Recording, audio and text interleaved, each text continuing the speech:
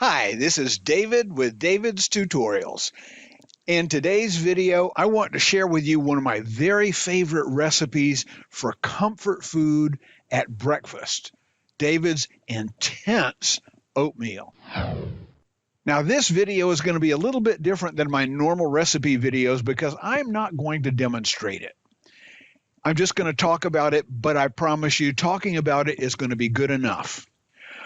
All you need for David's Intense Oatmeal are some regular oats. Regular oats are better than the quick cooking oats, and the quick cooking oats are definitely better than the instant oats. So if you can get the regular cook type oats, that would be the best.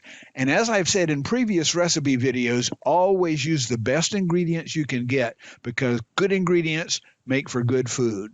Besides the quick cooking oats, all you need is water, apple juice, apple, and some raisins. That's really all there is to it. Let me tell you how to make it really quickly. You're going to be very surprised how easy it is, but you're going to be even more surprised when you eat it. The only difference between this intense oatmeal and regular oatmeal is that instead of cooking it with water, as it says in the instructions, or sometimes it says milk, you cook it with apple juice. How much apple juice you're going to use is going to have to be up to you.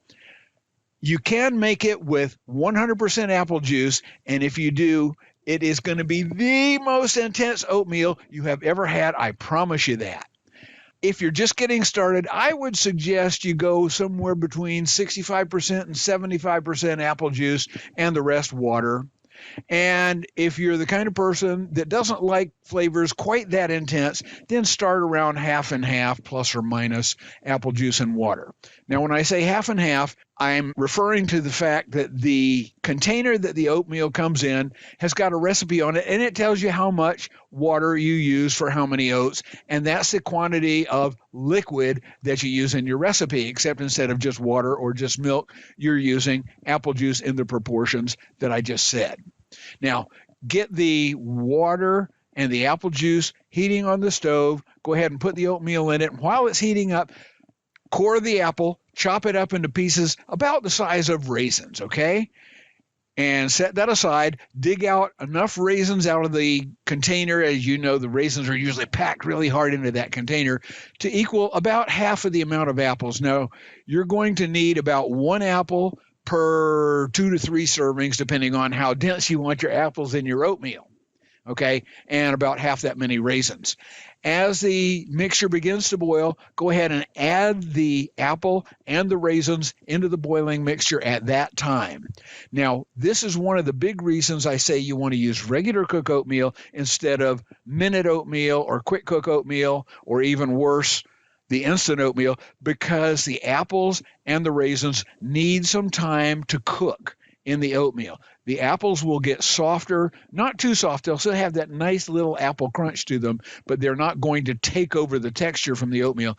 And the raisins, instead of being little shriveled up things that stick to your teeth when you eat them, they're going to be puffed up and a lot more soft and easy to eat in the oatmeal.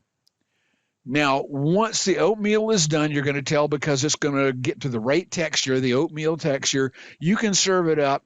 For most people, this is going to be sweet enough all on its own, especially if you're the kind of person who thinks apples are sweet enough on their own. If you taste it and it's not sweet enough, then you can go ahead and add some brown sugar or some Splenda brown sugar to the mix and do it to your taste, and also add about a pat of butter per serving as you serve it up.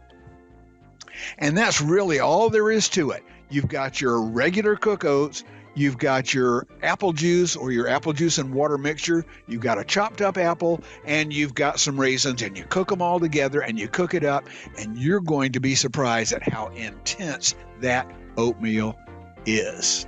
I hope you enjoy it. Try it. Come back here and leave us a comment in the comment section down below and tell us how you like this oatmeal. If you didn't like it, I'd like to know that. But if you did like it, by all means, come back here and tell everybody, man, this is the best oatmeal I have ever had.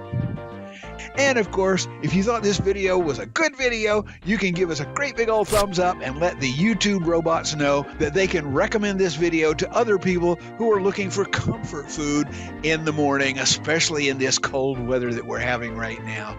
And if you're not already a subscriber, why not go ahead right now and click that subscribe button and then the bell icon, and YouTube is going to let you know by email whenever I post another great tutorial right here on David's Tutorials. Take care, everybody.